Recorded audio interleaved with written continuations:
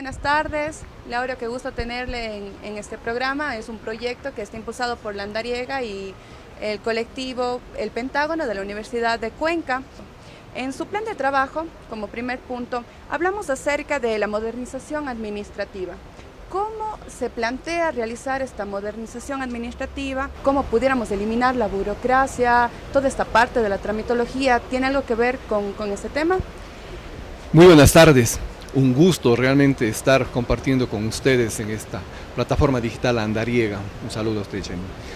Mire, tiene varios ejes lo que es la modernización. Nosotros le llamamos coloquialmente la modernización de la administración, pero en el fondo lo que nosotros perseguimos es la despolitización del municipio.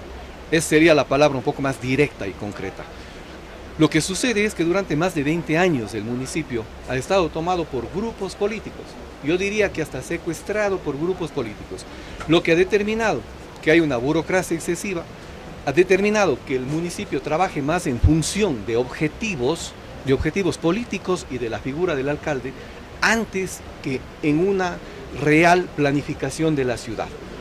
Eso ha dejado que las obras sean de tipo clientelar, ha determinado que las obras se hagan con ciertos tipos de dedicatorias, pero no buscando los equipamientos que la ciudad necesita. Entonces, la ineficiencia administrativa, el exceso de burocracia, es algo que absorbe demasiados recursos del municipio, por un lado. Y por otro lado, la ineficiencia administrativa determina que en cambio la recaudación sea en el municipio demasiadamente baja. El municipio, si plantea cobrar $10, a la final termina cobrando 5. Por poner solo un ejemplo, en el predio calculan cobrar $4.100.000 en el año y terminan cobrando $2.650.000. Entonces estamos hablando de un municipio burocratizado, politizado, ineficiente, que cobra muy poco, que gasta mucho y que queda una franja demasiadamente pequeña para la inversión pública. ¿Cómo despolitizamos el municipio? Ciudadanizando. La contraparte, ¿cuál es? Ciudadanizar. Entregarle no el poder político a un alcalde, sino entregar el poder ciudadano al alcalde, para que el alcalde a su vez, si me eligen a mí, entonces tendríamos que buscar en las universidades, en los gremios profesionales y en los grupos organizados, aquellos administradores que la ciudad necesita, aquellos gerentes que las empresas municipales necesitan. Yo lo que vengo proponiendo concretísimamente es que no politizaré con cuotas políticas del alcalde, ni con personas allegadas al alcalde, ni con personas de la supuesta confianza del alcalde para administrar la ciudad, sino que serán técnicos, eminentemente técnicos, buscados dentro de las universidades y gremios, como le dije, grupos organizados. Ese es un ofrecimiento concreto. Eso sería ciudadanizar la administración municipal. Es decir, y con las personas que ya están laborando en el sector público, ¿qué sucedería con esas personas? Una reingeniería de personal. ¿Por qué razón la reingeniería de personal?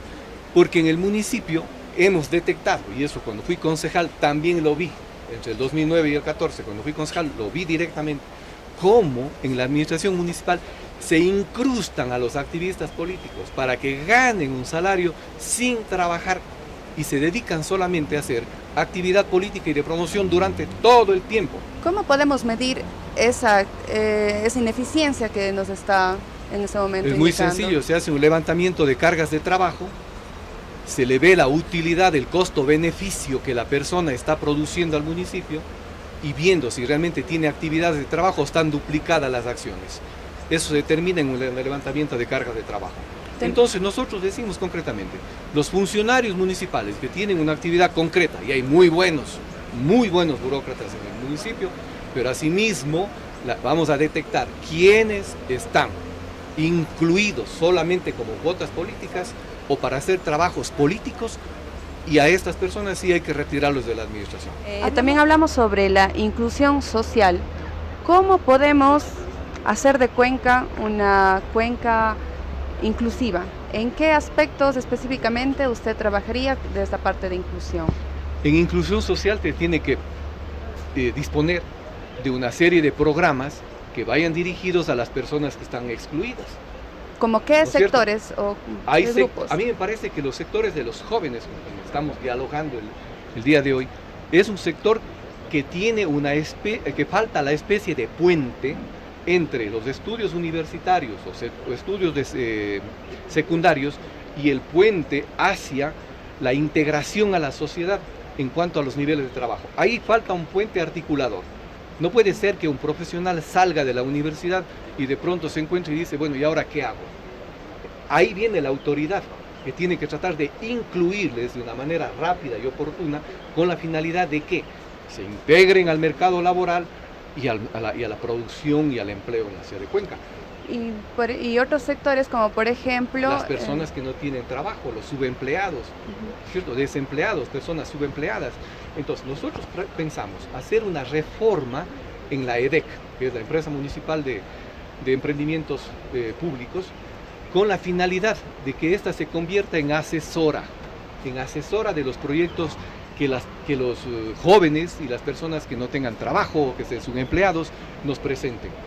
Esos proyectos serán analizados, serán orientados y canalizados a través del microcrédito que nosotros vamos a canalizar. ¿Se ha considerado en esta inclusión social a grupos como GLBTI, por ejemplo? Bueno, ¿qué actividades, qué gestión realizaremos? Bueno, los GLTBI no tienen por qué pedir ninguna situación complementaria ni especial, sino incluirse dentro de los proyectos y programas que el municipio diseña.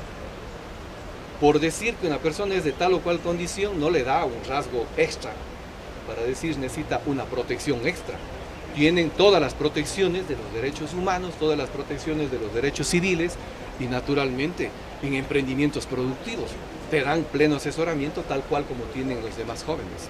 Totalmente. Sin embargo, por ejemplo, a pesar de que se tenga toda esta parte de derechos, existe aún mucha discriminación, aún hemos tenido casos discriminatorios, de violencia, entonces, bueno, como lo que usted dice, perfecto, no es que se quiera pedir algo más ni hacerlos sentir vulnerables, claro que no, pero las medidas de la ciudad hacia ese tipo de violencia, ¿hay algún planteamiento, alguna idea? Bueno, yo creo que las garantías que tenemos todos de seguridad, vamos a ir como un eje transversal a seguridad. La seguridad que usted tiene, la seguridad que tienen todos los que están aquí, lo van a tener los grupos GLTBI también.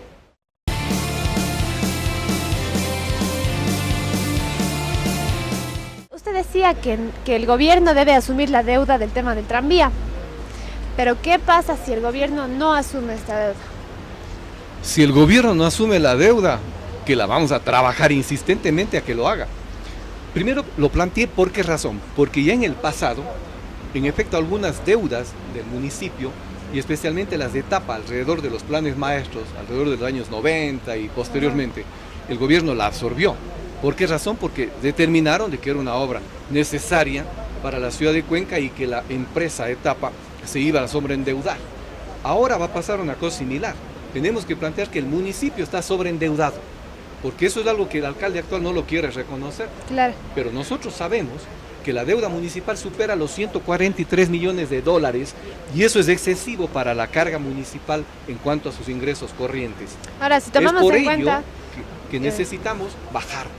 Ya. Y esos 51 millones tienen que ser bajados. Pero en el evento, contestando su pregunta, me perdona si no me dilate un poco, sí, pero si es que no lo hace el gobierno, tenemos que honrar la deuda, pues obviamente, porque no podemos quedar los cuencanos también mal en ello.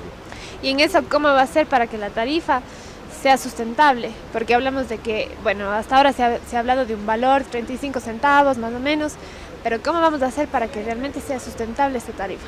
A mí me parece que al momento ni el alcalde, estando en funciones y teniendo todos los instrumentos para hacer los diferentes estudios que debe hacer, no quiere anunciar la tarifa. Pese que ya pasó el plazo en el que dijo, nosotros anunciaremos la tarifa de cuánto es lo que va a costar un pasaje de tranvía, y no lo hace.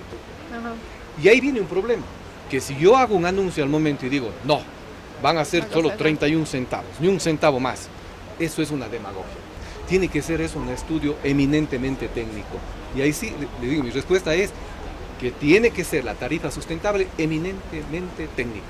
Ya, ahora tenemos una pregunta que ha venido desde el sector de los frentistas del tranvía que nos comentan que hay pocos que han aguantado, por usted sabe, por el tema de aperturas de calles, etc. Y quienes han aguantado ahí ahora están en otro peligro porque los dueños de casa quieren subirles el arriendo. qué manera o qué mecanismo de protección pueden tener ellos o tendrán ellos, o si se ha pensado en los frentistas del tranvía. ¿Sí?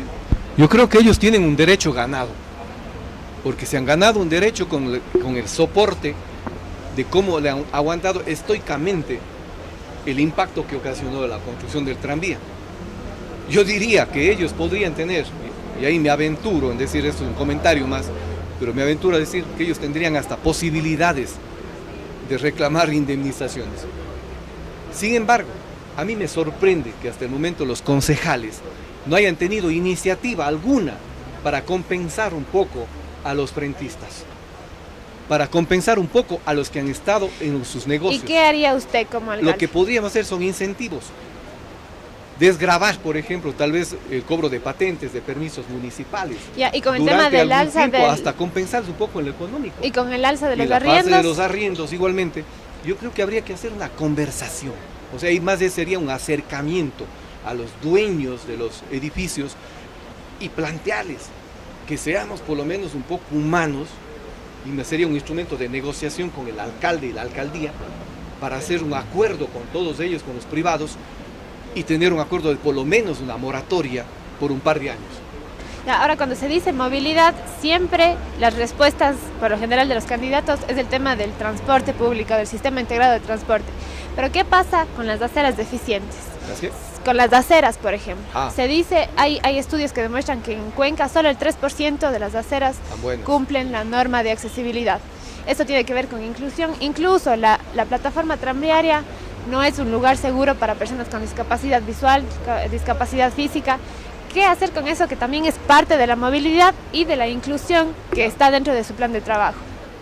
Hay un ser bastante postergado y en indefensión de pronto, que es el peatón. Del peatón no se respeta casi nada.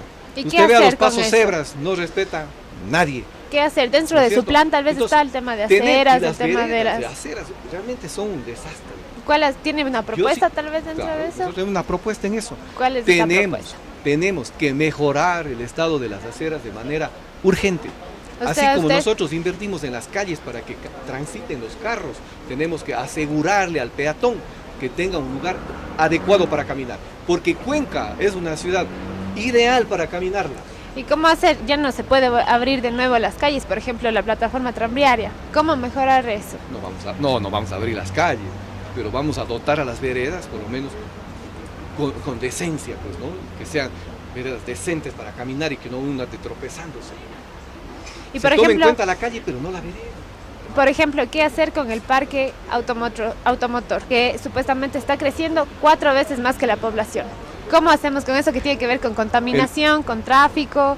El problema del automóvil en la ciudad de Cuenca es un problema de los más serios del país. ¿Qué hacemos con Tenemos ese uno problema? de cada 6. Cada 6 personas un vehículo. Y es una monstruosidad. ¿Qué han planteado ustedes dentro de eso? Nosotros planteamos reforzar el sistema público. O sea, tenemos que irnos por el sistema de movilidad pública. ¿Y qué es lo que sucede? Los grandes intereses de los transportistas en nuestra ciudad, los señores de los buses, tienen secuestrado al alcalde, tienen secuestrada la posibilidad de modernización de la flota de buses. Nosotros planteamos el sistema integrado de transporte, que es una modernización del sistema de transporte. Necesitamos 2 terminales de transferencia adicionales a las que tienen ahora, para que sean lugares abastecedores, donde lleguen las líneas recolectoras. Y de allí salir y cruzar la ciudad en sentido transversal y en sentido horizontal con buses eléctricos. Eso, hablando de buses. Nuestro sistema es buses eléctricos. Usted decía que si no se cambian los buses, la flota de buses, lo que propone sería crear un transporte municipal. ¿Es de eso posible? Mira, sabiendo que es un grupo organizado, que es un grupo que... En Cuenca, el servidor, en este caso, quien sirve a la ciudad de Cuenca, quien es el concesionario en la ciudad de Cuenca de la transportación, son los privados, son los que ponen las reglas de juego.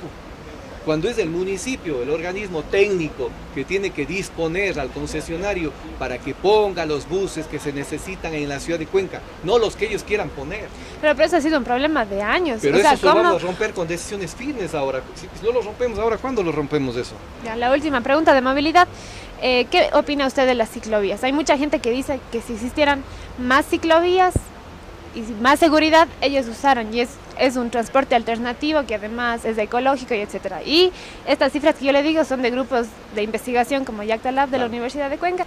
Las ciclovías como está al momento, hay que reconocerlo, ha sido un fracaso. Usted vaya y recorre las ciclovías y sirven solamente como parqueadero o apeamiento de los vehículos por un momento o para un buen rato. ¿Y cuál es su propuesta? ¿Qué La haría propuesta usted? es crear ciclorrutas, es decir, que tengan un destino. O sea, si está No puede contemplado salir- dentro de su Claro, plan. no puede salir una ciclovía de aquí y terminar en el otro puente, del puente Centenario a los 3 puentes. ¿Y de ahí qué? Entonces, tenemos es conectividades, y decir, vamos a conectar la universidad, por ejemplo, ¿no? En diferentes ejes, por decir la Universidad de Cuenca, está al frente, en diferentes ejes, y este conecta hacia el sur, hacia el norte, hacia el este y al oeste, directamente a través de una ciclorruta, o sea, que tenga conectividad, no los grandes huecos y vacíos y oasis que tienen al momento.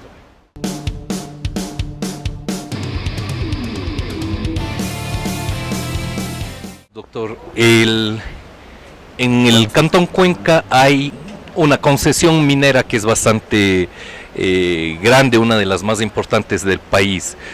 Cuando usted era concejal, se analizó este tema de la llegada de esta empresa minera a Río Blanco.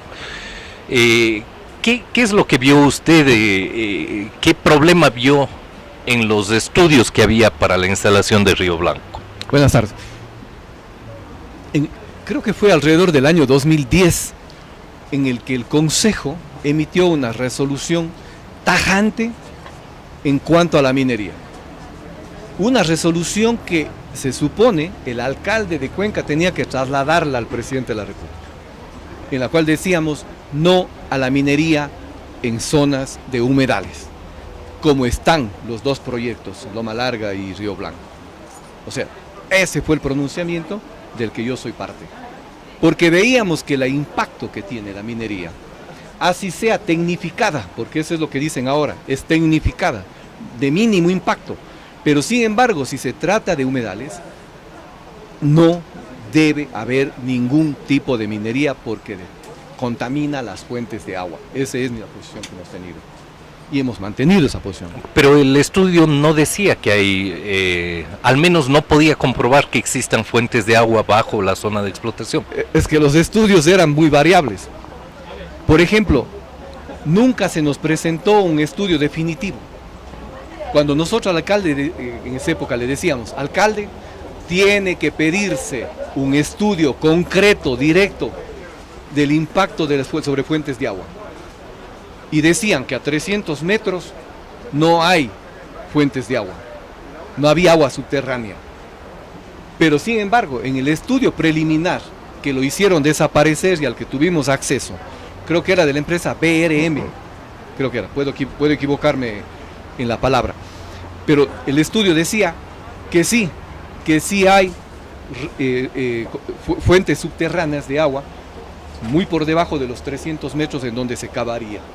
Y que el potencial, era potencial, la posibilidad de que se contamine las fuentes de agua que salían, por ejemplo, de la zona de Loma Larga o Quinzacocha. Y eso nunca se logró ahondarlo, nunca se terminó ese estudio para que lo diga, y hasta el día de hoy, que yo sepa, no se conoce un estudio certero, a ciencia cierta, que le muestre a la ciudad de Cuenca cuál es el real impacto. Pero si existe un estudio que defina que no existe la posibilidad de contaminación de aguas subterráneas, ¿usted estaría, como alcalde, en caso de ganar, dispuesto a aceptar eso? No, yo tengo un concepto muy claro, y he visto proyectos mineros en algunas partes del mundo, porque para poder tener opinión, visité, por ejemplo, en esa época la zona de México, en donde hay minería de todo tipo, de buen nivel, de mal nivel, minería muy eficiente también. Y sin embargo, en zona de humedales, no. En fuentes de agua, no. Eso debe ser un definitivo no de la ciudad de Cuenca. No puedo cambiar tampoco la opinión, si en el 2010 lo decía de esta manera, cambiarla ahora. ¿Por intereses de qué? Particulares, no tengo ningún interés en ello. Pero la ciudad sí. La ciudad no puede arriesgarse que sus ríos, sus fuentes de agua se contaminen bajo ningún aspecto. Pero decir no es suficiente porque ya está hecha la concesión. quien entrega la concesión no es la municipalidad ni la alcaldía. ¿Qué acciones efectivas puede hacer usted, puede ejecutar usted como alcalde para evitar eso? La primera, la una está en manos de del Consejo Cantonal, que es otra cosa diríamos medio de corresponsabilidad del Consejo, el hecho de no haber delimitado o haber ampliado la zona de influencia de protección de la zona del Cajas. Ahí hay una corresponsabilidad. Entonces, claro, dicen, toda esta zona de aquí está protegida, donde no está la mina, pero la zona de la mina, ¿por qué no le incluyen dentro del ámbito de protección para que se cumpla lo que se dijo en la última consulta popular, de que no habrán proyectos mineros en zonas protegidas? Y el Consejo Cantonal, vuelvo a repetir, no ha hecho esa declaratoria. Nosotros la haremos, con decisiones firmes, como digo, la haremos y haremos respetar eso. Pero eso nos enfrentaría a un proceso legal, a una confrontación legal con las empresas que han recibido las concesiones. Bueno, nosotros no tenemos la culpa de que el gobierno haya incurrido en un atentado a la salud de los cuencanos. Y los cuencanos tenemos derecho a defendernos en nuestra salud. Tenemos derecho a tener un entorno limpio, no contaminado, ecológico. Tenemos derecho a tener un agua limpia, una agua saludable. Esos derechos no nos puede negar nadie. Y los cuencanos tenemos que ponernos un liderazgo listo, un liderazgo que lo pensamos en hacerlo con la finalidad de no permitir determinados atentados que la ciudad de Cuenca, por una posición muy blanda de parte de los últimos alcaldes, se ha permitido cualquier cosa. Pero esto no se quedará más que en el discurso o tal vez en el grito en la calle. Si hay que salir a la calle, saldremos y gritaremos, gritaremos. Y si tenemos que hacernos sentir, nos haremos sentir, téngalo por seguro. Pero las fuentes de agua no nos pueden contaminar, ese debe ser un discurso claro y concreto. La minería está bien en los lugares en donde no haya contaminación a las fuentes de agua. En otros lugares se lo puede hacer. Y tome en cuenta una cosa adicional, que el 26 hasta casi el 30% de la provincia de la Azuay está entregada a concesiones mineras. Lo que yo digo es que parece poco efectiva su propuesta. ¿Y cómo la hacemos más efectiva? Es que eso mismo es lo que debe tomar la decisión los alcaldes. ¿Qué más? Con decir no, con gritar en la calle, no creo que se logre los objetivos que usted dice. Para hacerlo más efectivo no nos vamos a ir una horda de ciudadanos a sacarles también a los mineros. Tenemos que irnos por los instrumentos de presión, tenemos que ir por los instrumentos legales, a demostrar que nos están contaminando y a demostrar que Cuenca no quiere eso. No quiere. Entonces hagamos una consulta popular local también para que tenga más peso. Cualquiera de los mecanismos de presión se los tiene que hacer. Pero el asunto es que no podemos seguir en posiciones blandas como han tenido los dos últimos alcaldes. Pero una consulta popular tampoco tiene efecto en este caso. Tiene un efecto moral. Y los efectos morales es que eso mismo, el efecto moral no trae consecuencias legales y reales. No, pero por ejemplo, hay situaciones en el mundo a veces que tienen en apariencia democracias aparentemente legales, pero moralmente muy discutibles. Aquí hay una situación que puede ser legal en apariencia, pero moralmente no. Y si los cuencanos en una consulta popular dicen que no quieren, ¿cómo nos lo pueden obligar a querer algo inconveniente?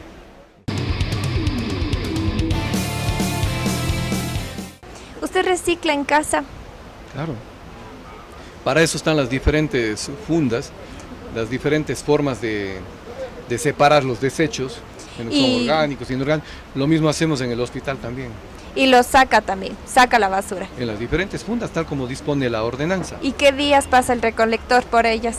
No sé exactamente qué día pasará eso. Yo, como vivo en un condominio, yo lo que veo es que cuando ya se llena el abastecedor, digamos, el recolector grande que tenemos allí, entonces sé que pasa el recolector. ¿Y utiliza el bus? El bus no. ¿Cuándo fue la No voy a hacerme que uso el bus. Yo creo que las últimas veces que usé buses fue cuando trabajaba como médico en el Seguro Campesino, allá por los años entre el 86 y el 91 más o menos. Usaba los buses interparroquiales y los intercantonales. Hace mucho tiempo que no utiliza el bus. Sí, buses a nivel, por ejemplo, de la ciudad de Cuenca, sí, es verdad. ¿Por qué le voy a decir? Es verdad. El pedido de vehículo o camino, porque a mí me gusta caminar mucho. Pero ¿sabe cuánto cuesta un pasaje del bus? Claro, 31 centavos, creo. 30 paga el usuario y uno subsidiado. ¿Y la tarjeta, la nueva tarjeta, no la tiene tampoco? No, Le soy franco, no la conozco. Porque en una entrevista sí voy a hacerme el muy humilde, decir que estoy andando en buses y que por acá.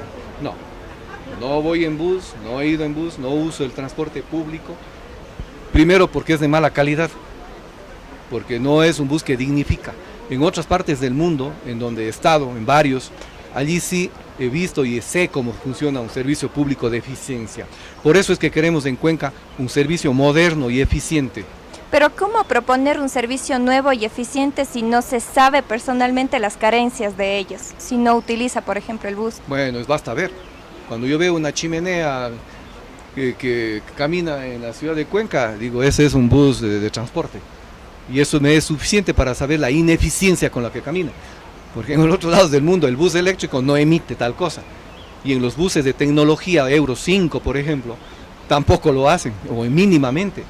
Entonces, esto es un insulto a la ciudad. El tipo de transporte que tenemos es re malo y eso no podemos seguir permitiendo. Bueno. Y no es necesario subirse al bus para decir que es malo.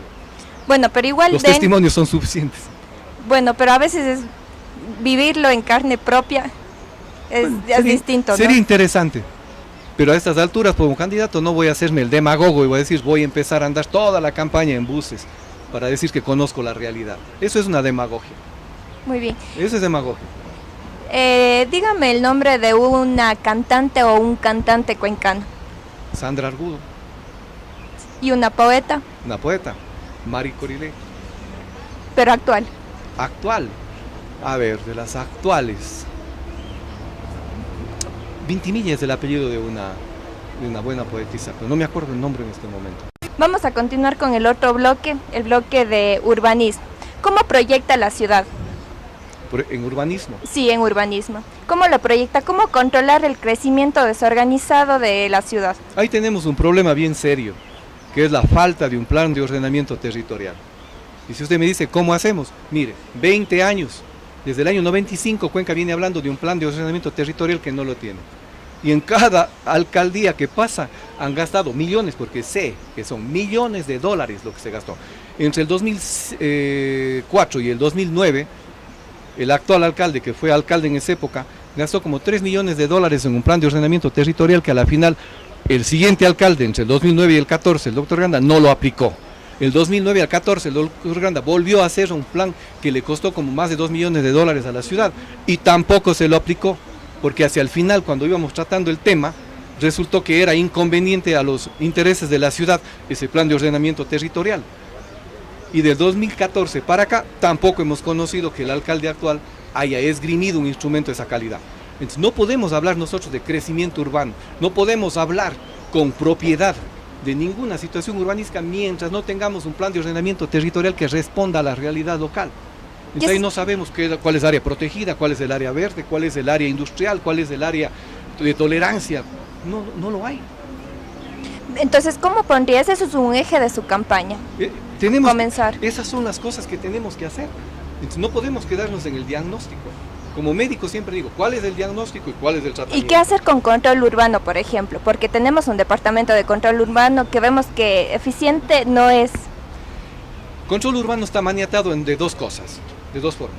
La una, porque no tiene una norma clara. Cuando le dicen, esta es la zona urbana y esta es la zona rural, resulta que es una línea imaginaria, pero no una línea de planificación. Una línea imaginaria. Entonces, hasta aquí es la zona urbana y de aquí para acá es zona rural. Y cuando son los mismos vecinos que también se la cara al frente. Entonces, ¿cómo planifica? ¿Cómo controla control urbano si no tiene las reglas claras? Y luego, cuando tiene que juzgar, las autoridades municipales son tan blandas en ocasiones que no ejecutan las observaciones que hace control municipal. Ahí hay una cadena de ineficiencias que tenemos que cortar. ¿Cómo? Teniendo el instrumento básico que se llama plan de ordenamiento territorial para poder tener las cosas claras y concretas. De lo contrario, seguimos ineficientes. ¿Y cómo hacer con parroquias, por ejemplo, que ya están constituidas y de ordenamiento no tienen nada? Por ejemplo, Baños, El Valle, San Joaquín, que siguen creciendo y muchos de ellos sin veredas, por ejemplo. ¿Qué hacer ahí? ¿Qué es lo que sucede? ¿Qué es lo que nos está matando al momento como planificación de la ciudad? Que el concepto que venimos manejando es urbano y rural. cuando ya la urbanidad y la ruralidad han tocado y se han topado. Entonces ya no tenemos claro hasta dónde es rural y hasta dónde es urbano. Y la planificación dice, como la línea llega hasta aquí, de lo urbano, hasta aquí llega la planificación y aquí viene otra planificación diferente. Entonces nosotros lo que planteamos es que la planificación tiene que ser por ejes administrativos, en el norte, en el sur, en el este y el oeste, cada una con una zona de influencia, sin que se deje de reconocer la continuidad que tiene el urbanismo. El urbanismo no está marcado por las líneas, está marcado por hechos concretos de planificación y de ejecución de obras. Entonces hay que derrocar, desterrar el concepto urbano y rural. Eso ya no se usa en ninguna parte del mundo y aquí seguimos usando. Usted apunta al crecimiento vertical de Cuenca. ¿Cómo hacer que Cuenca crezca verticalmente? Porque seguimos expandiéndonos, la gente no le gusta el uso de los departamentos. Ese es un problema no solo de Cuenca, es mundial, porque los terrenos agrícolas están siendo invadidos y los terrenos agrícolas se están perdiendo mucho justamente por la extensión de las ciudades de manera horizontal. Tenemos que tratar de incentivar el crecimiento vertical. Por ejemplo, en plan de vivienda, el municipio, pese a que no ha cumplido con las 5.000 viviendas, que fue una oferta demagógica, pero sin embargo ellos, ¿qué es lo que ofrecen? Urbanizaciones, con casas pequeñas o de cualquier magnitud, pero urbanizaciones. Nosotros lo que estamos pensando es ofrecer, sí, vivienda, sí, pero en crecimiento vertical. Porque tenemos que empezar a preservar ya el espacio físico de los alrededores, porque estamos empezando a invadir zonas que deberían ser el cinturón verde de la ciudad. Pero ¿cómo convencer a la gente que tenemos que ocupar departamentos, por ejemplo? Entonces es cuestión de ¿Usted haría políticas. una buena oferta, por ejemplo, de Es cuestión departamentos? de políticas, de oferta de departamentos. Eso es lo que vamos a hacer. ¿Y qué precio tendrían, más o menos? ¿Se tiene pensado? Estamos calculando que los departamentos que podemos construir serían alrededor de los $50.000, un departamento de alrededor de 80 metros cuadrados. ¿En zonas cómo? En zonas donde el municipio tiene terrenos, porque el municipio tiene 2.700 predios en donde podemos hacer varios emplazamientos de construcciones verticales. Eso vamos a incentivar a precio moderado y a precio adecuado y con facilidades de pago y de acceso.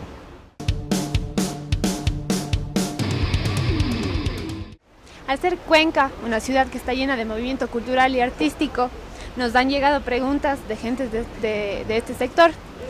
Nos preguntan si es que usted conoce cómo se maneja el proceso de contratación,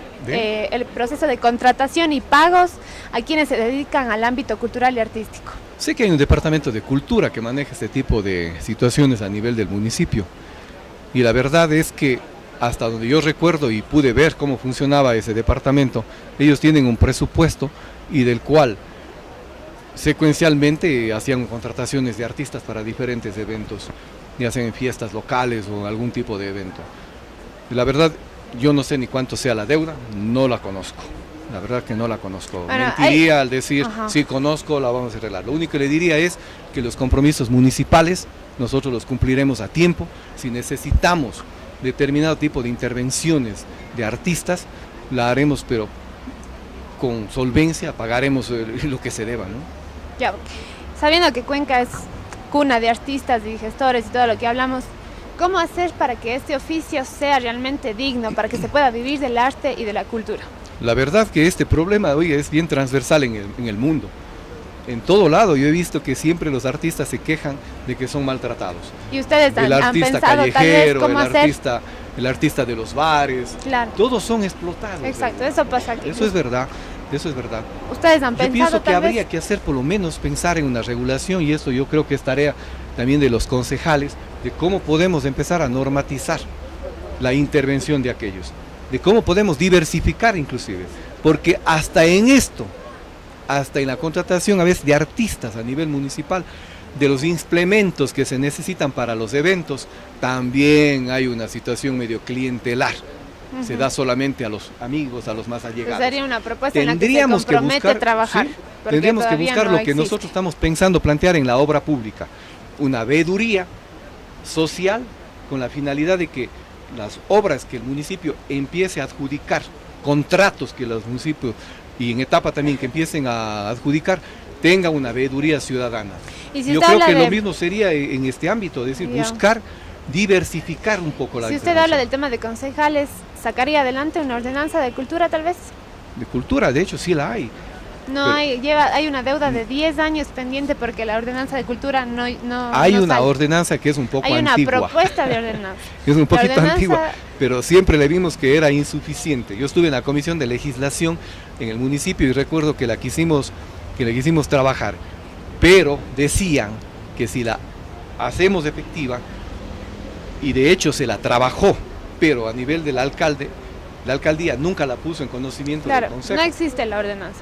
No hay una ordenanza de cultura que rija ahorita Que en hable de Cuenca. cultura directamente. No, no Lo de existe. incentivo a la cultura sí la hay. Lo único De que incentivo a hay la es el cultura. tema de los grafitis, de los murales. Bueno, de los grafitis a nosotros Pero también hay la hicimos en nuestra- se ha trabajado en una ordenanza, incluso desde los movimientos culturales y artísticos se ha hecho la propuesta, pero la ordenanza lleva como 10 años de esperando. Incluso por eso se liberó el espacio público solo con una Debe declaratoria. ser la que nosotros estábamos tratando también y que se lo logró hacer.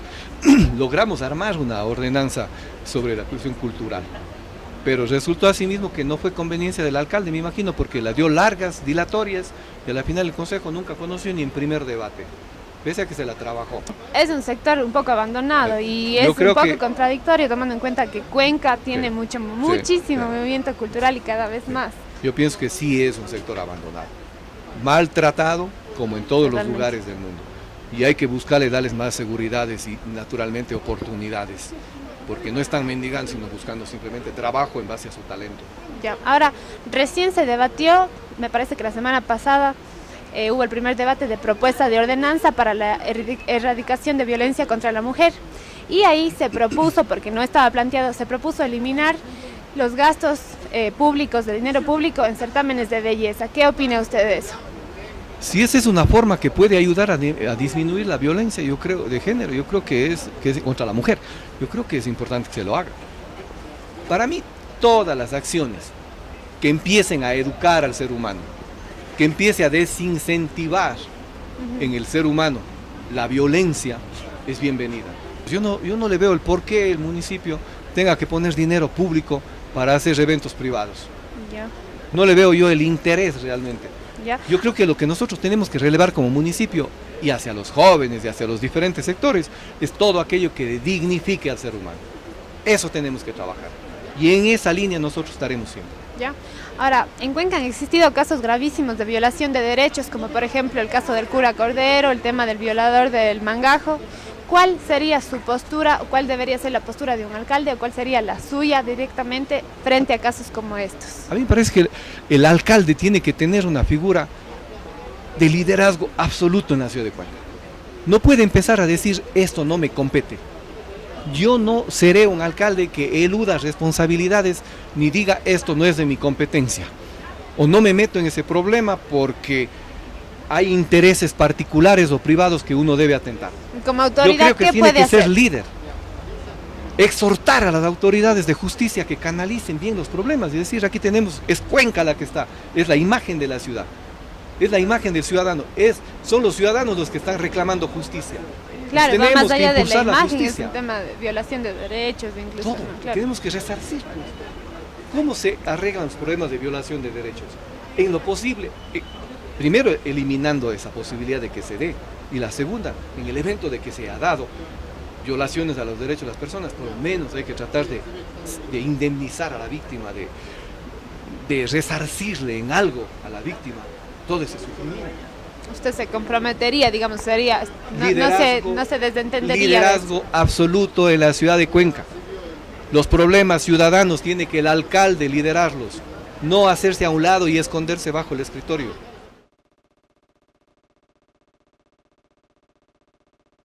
¿Cuáles son sus propuestas específicas para tratar el ámbito de seguridad, el área de seguridad?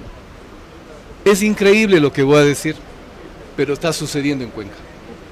Cuenca es una de las ciudades que ha emprendido más que ninguna ciudad del país en seguridad.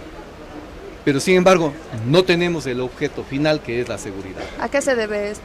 Tenemos una ordenanza que forma el Consejo Cantonal de Salud, de Seguridad. Tenemos una tasa de seguridad que los ciudadanos pagan. O sea, se hizo todo para que funcione.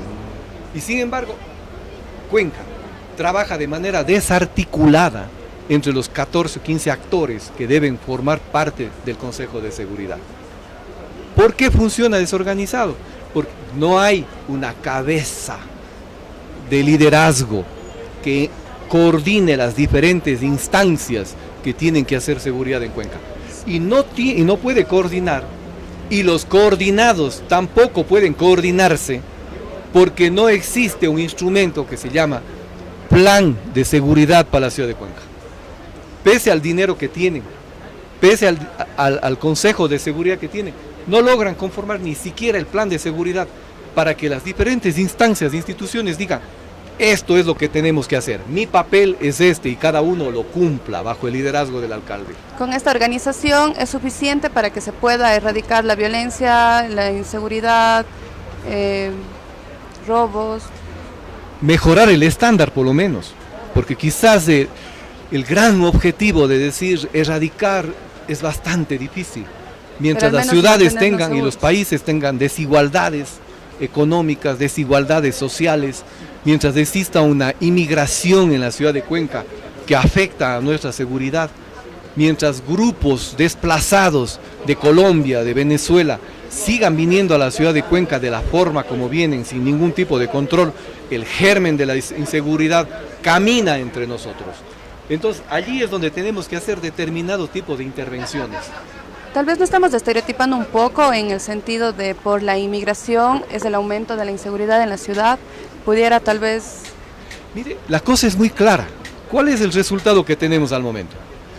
Los problemas de inseguridad en la ciudad de Cuenca no están desatadas por una especie de delincuentes locales. No son delincuentes de la ciudad.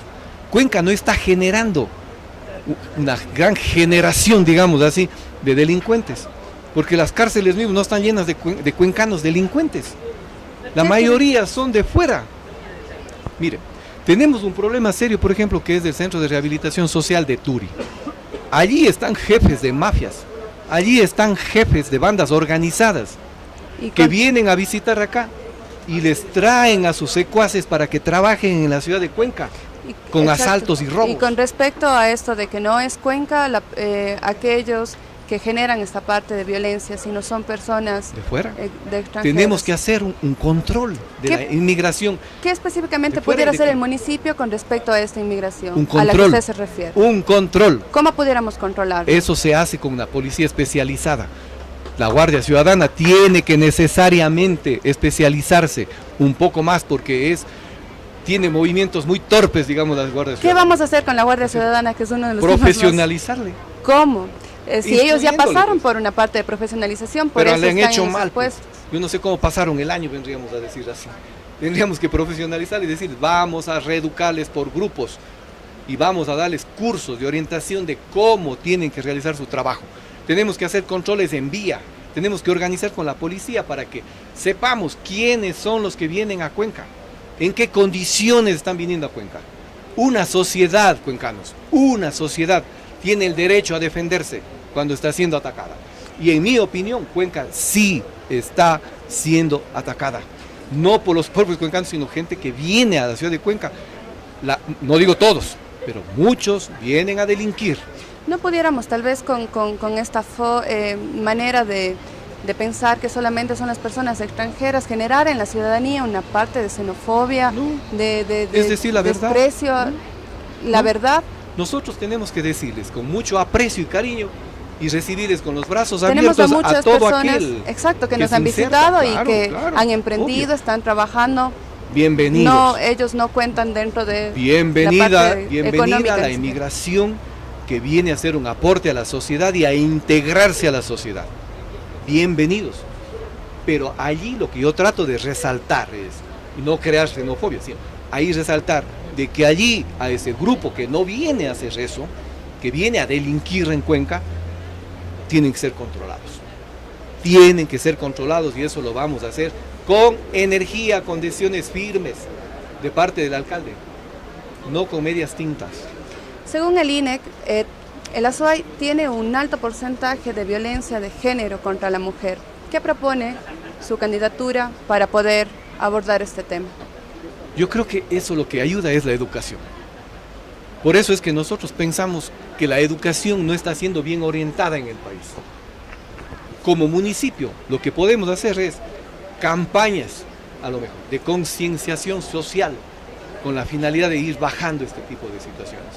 Pero no podemos nosotros entrar en el plano de la educación porque no es nuestra, no es que me haga un lado, pero no es competencia municipal en los pensums de estudio, la forma de cómo educar a desde niños, ¿no es cierto?, Claro. a los adolescentes, no es nuestro, pero sí tratar en los espacios de convivencia ciudadana, tratar de que sean más adecuados, Así es. tratar de hacer por lo menos campañas de difusión del respeto que nosotros nos merecemos como seres humanos y mucho más. Si hay violencia de género, pues, tener que hacer conciencia de que eso no es correcto. ¿Qué vamos a hacer con la Feria Libre? Tenemos un plan de mercados, porque queremos dignificar al que vende y al que compra, porque en la forma como está ahora, de lo que nosotros hemos sido testigos, que se venden hasta en el suelo en algunos lugares de la ciudad, no de las, Son qué 6.000 decir de las parroquias. 6.000 vendedores ambulantes aproximadamente. ¿Qué hacer? Ahí vamos a plantear un mega mercado, que tendrá que eso concatenarse con el mercado mayorista, que de lo que conozco ya están los estudios terminados, entonces no tendríamos que hacer. El mercado mayorista es uno que tiene que desfogar en mucho lo que pasa en la Feria del Arenal, Y porque es una propuesta- mezcla. ¿El Arenal qué es? Es una mezcla de medio de mercado mayorista y de mercado minorista, y a la final termina siendo un gran caos.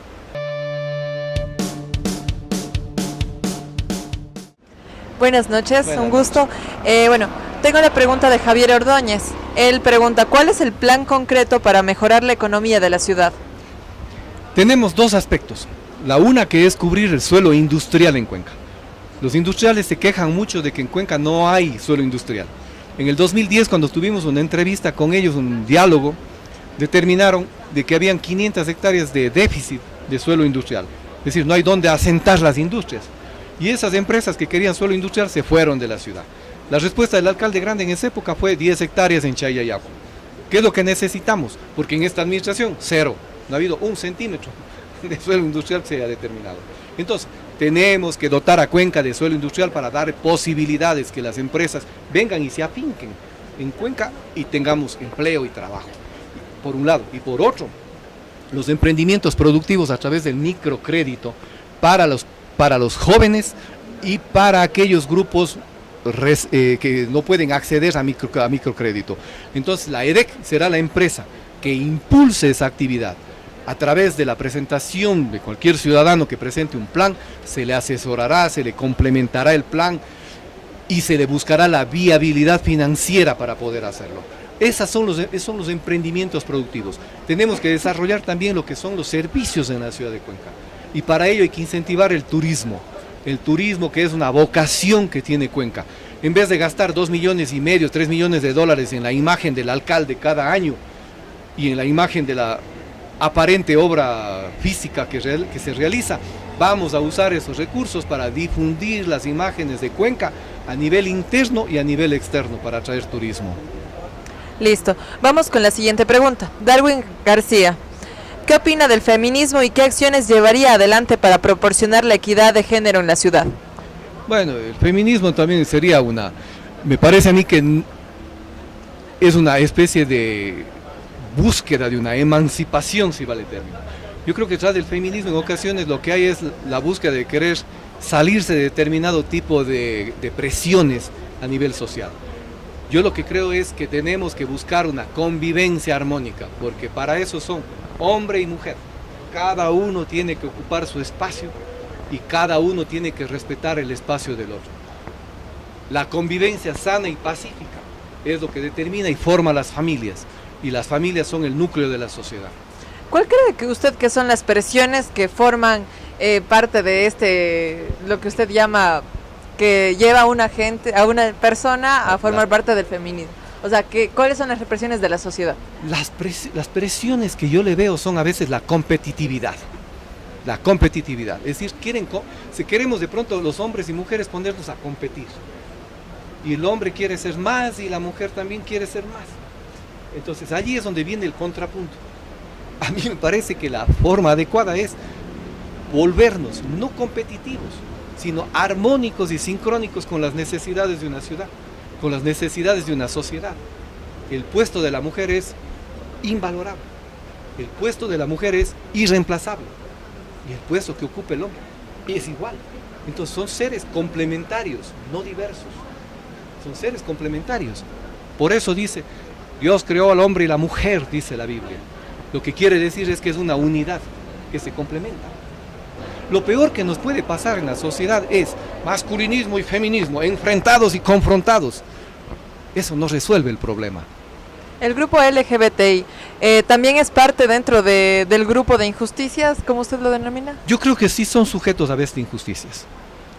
Y por eso es que estos grupos tienen que tener protecciones de seguridad, protecciones a sus derechos y protecciones a ser lo que deben ser, pero sin violentar los derechos también de los que no quieren ser.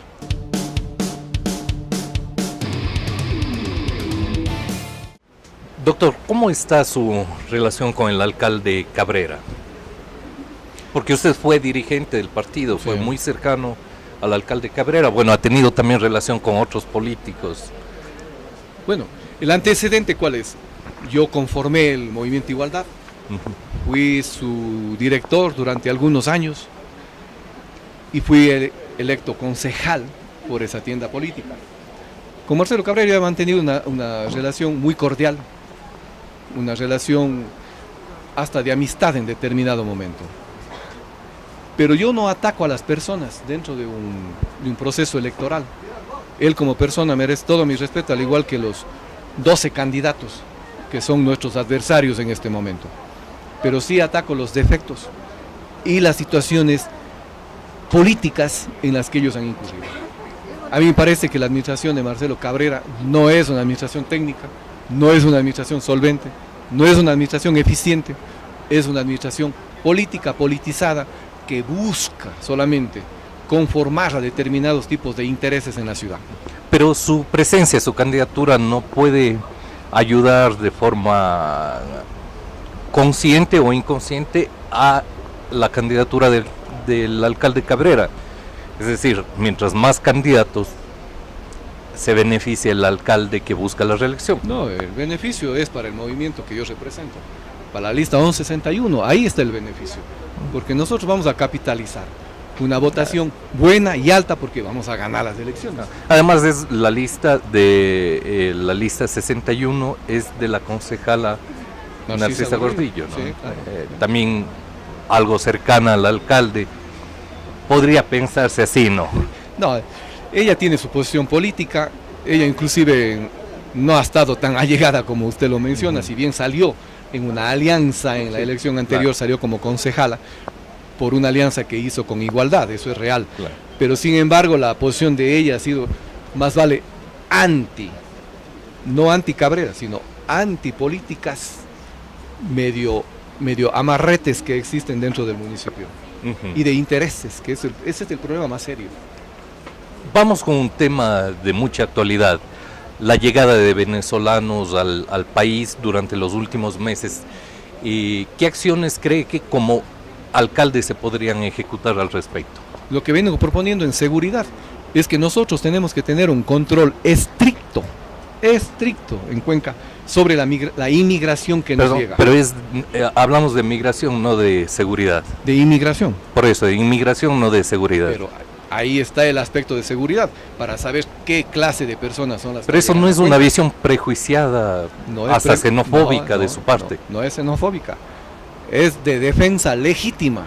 Si nosotros sabemos... Que usted le está relacionando directamente la inmigración con la delincuencia. Y eso es xenofóbico, eso es discriminatorio. No es xenofóbico. Sí, claro que es real en el diagnóstico. ¿En base a qué dice que es real? ¿Hay algún estudio, algún dato? Basta ver. No la percepción, pero ¿tiene un dato real al respecto? Bueno, las estadísticas hablan de que la mayoría de los detenidos, de los presos, de los que incurren en actos delictivos en la ciudad de Cuenca, no son cuencanos. Bueno, yo no tengo estas estadísticas, no he oído, no he visto. Si usted las tiene, podría hacerle... La Fiscalía las tiene. No, pero yo creo que si usted sostiene algo, debería presentar los ¿Cómo le respaldos presento este momento? al respecto. Bueno, a futuro Este podría momento, ¿cómo le hacerlo, ¿no? presento un documento? Pero no, y yo creo no vengo que preparado para este tema, pero si Sí. usted quiere en algún momento conversar específicamente sobre eso, entonces yo puedo traer los documentos y decirle, mire, estos son la cantidad de detenidos que Cuenca tiene, que la minoría son cuencanos. no, y yo le hablaba de que están llegando venezolanos y eso significa que las municipalidades en general en el país deben prepararse para tener una relación armoniosa con todos. Pero eso no significa necesariamente el acoplar al otro, sino también nosotros Pero es que a mí acogerles es que a mí ellos. me preguntan, ¿no es cierto?, ¿qué hacer con la inmigración? Yo digo, hay que controlar. Hay que controlar y ver qué clase de personas son las que vienen. Eso, el país recién empieza a darse cuenta. El país, después de una inmigración ya de 3 millones de venezolanos que han transitado por el país, se dan cuenta de que hay que pedir el pasado judicial. Después de que han sucedido tantas cosas, se dan cuenta de que el pasado judicial era necesario y empiezan a querer tomar acciones de seguridad. Entonces, esas cosas no son xenofóbicas, son posiciones correctas en una sociedad que tiene que defenderse a como sea. Una sociedad tiene que defenderse. Si Cuenca es una ciudad pacífica, tranquila, no puede permitir de pronto tener aquí en su entraña personas que la van a inestabilizar. Bueno, seguimos equiparando inmigración con delincuencia Es que y tiene a mí bastante me que ver. parece incorrecto en lo personal. Bueno, Vamos con respeto su otro opinión. tema. Quisiéramos conocer sobre quiénes están financiando, cómo se financian, porque esto definitivamente requiere dinero más allá que el que entrega el Consejo Nacional Electoral. De lo que nosotros sabemos, las empresas políticas son 3. Y esas empresas políticas, de lo que se conoce, tienen presupuestos por arriba del $1.000.000. Nosotros somos un grupo de personas de clase media que simplemente vamos a hacer aportes en la campaña y nuestro presupuesto no pasará de nuestra erogación, no pasará de $40.000. Le digo hasta con cifras. No pasará de eso, $40.000. ¿Sumado todo o solo lo suyo? No, el Consejo Electoral lo tienen todos. Todos los candidatos tienen igual. Pero esas candidaturas de las empresas electorales, a más de lo que el Consejo Electoral les da, calculan gastar $1.000.000. Por ahí hay un candidato que ya está citando a todo Cuenca a un acto masivo en donde va a haber almuerzo, va a haber bebidas. Yo digo, ¿cuánto cuesta ese tipo de eventos? Suavemente cuesta $70.000 a $80.000, solo un evento. No puede ser. Esa inversión que usted dice, esos 40.000, ¿cómo los obtendría? ¿Tienen ya algo de los candidatos nada más? No tienen personal mío, de mi familia, es lo que van a aportar. Una cosa que estamos solicitando a todos los candidatos es que si pueden hacer luego públicas los nombres de todos sus aportantes. Encantado. No solamente en el cumplimiento en lo que dice la ley, sino lo que encantado. Es un ejercicio de transparencia de todos. Otros lo hagan, yo quisiera, porque ojalá, quisiera claro. ver. Pero además sí le digo, sí sé cómo lo hacen otras tiendas políticas, cómo hacen después los justificativos. ¿Cómo cuáles? Otras tiendas políticas, ¿cómo lo hacen? Todas. Todas. Por ejemplo, si ahí tienen un aportante con $50.000, como el tope individual es 1.000, les ponen 50 personas por allí que les justifican. Personas que ganan a veces el básico, resulta que han aportado 1.000 para una campaña electoral. Hablando de políticos y de plata, ahí salió una publicación hace poco en el Diario Expreso en que hablaba que varios candidatos a la alcaldía, entre ellos usted, sacaban más dinero del país de lo que pagaban como impuesto a la renta. Sí, ¿y en qué tiempo es lo que dijeron? En 3 años, me parece, sí. De lo que yo volví a revisar es del año 15, 16, 17 y 18, de 4 años. De 4 años. ¿Y cómo es lo que uno ha sacado del país? En un viaje, viajando. Y yo cuando hago cuenta digo, yo he sacado $21.000 aproximadamente de lo que vengo revisando. Pagado el impuesto de salida de divisas. Ahí está la cantidad de cuánto se pagó por salida de divisas. $21.000 en viajes hechos en el 15, en el 16, en el 17 no, y otro en el 18. Eso es todo. Y esos son viajes que uno lo hace con sus ahorros. ¿Ha explicado esto a quienes hicieron esa nota periodística? No, le vamos a reclamar porque ahí hay una malicia enorme. A través de la ley de comunicación. Pero claro que lo vamos a hacer, ya estamos pensando eso. Mañana nos vamos a Guayaquil, tenemos ahí unas entrevistas que cubrir y de paso, como es el Expreso, vamos a pedirle una explicación sobre ese tema. Porque querer insinuar de que todos los candidatos son, ¿qué?, sacadores de plata del país. Bueno, por mí es una infamia. Y les pongo yo claramente, no tengo nada que ocultar. En un viaje que hice con mi esposa, por mi jubilación de 60 años, con casi 38 años de trabajo, sí, me gasté $15,000 casi en un viaje que hice a Europa durante 3 semanas. ¿Qué es? ¿Inmoral eso? ¿Es inmoral? No. No creo. Entonces, ese es el dinero que me están diciendo que he sacado del país. Y otro viaje que hice en el 2016, me fui a dar una vuelta en un crucero. ¿Por qué razón? Porque con mi ahorro puedo hacer lo que yo quiera, una vez que pague los impuestos a la renta. Yo he pagado impuestos a la renta todos los años. Doctor, ¿le siguen asustando los grupos LGBTI? Asustando. Claro, usted salió de una sesión del Consejo cuando se discutía una ordenanza de diversidad sexual. Me pareció a mí que estaba tomando un giro que no debía esa discusión. ¿Por qué? Porque la forma de cómo se orquestó, la forma como se le trataba el tema, no fue muy serio aquella vez. ¿Y por qué no fue serio? Porque había por ejemplo, un travesti ahí, por eso. No, esas cosas son de libre expresión de las personas. Lo que no me pareció correcto es que se pretenda hacer en el trato de una ordenanza, que era todo tranquilo, con seriedad, como lo queríamos hacer. Por ahí una concejala quiso hacer como una especie de fiesta. Pero usted tampoco apoyó esa ordenanza, usted estaba en contra de algunos puntos. Sí, como por ejemplo entregar una presea a quienes defienden los derechos LGBTI. Es que no me parece. ¿Por qué no? Bueno, hay situaciones en las que yo no puedo concebir igual. O sea, no es igual un LGBTI que un heterosexual. No vayamos a que me busquen a mí el hecho de que yo sea diferente o que trato de tener, ¿cómo es? Fobia a los grupos. Para nada. Lo que digo es que se tiene que hacer las cosas con sobriedad. Esa ordenanza queríamos que se trate dentro de un aspecto sobrio para que el resultado sea de la misma categoría. Y naturalmente, si es que hay uno u otro que tiene alguna discrepancia, pues hay que respetarlo. A mí, por ejemplo, el asunto de la prensa sí no me gustaba. ¿Por qué? ¿Por qué no le gusta? No me gusta. ¿Le asusta? No hay que decir, no, me parece que hay que resaltar algunas situaciones. Porque los derechos, sí le voy a decir, es algo transversal. Todos tenemos el mismo derecho.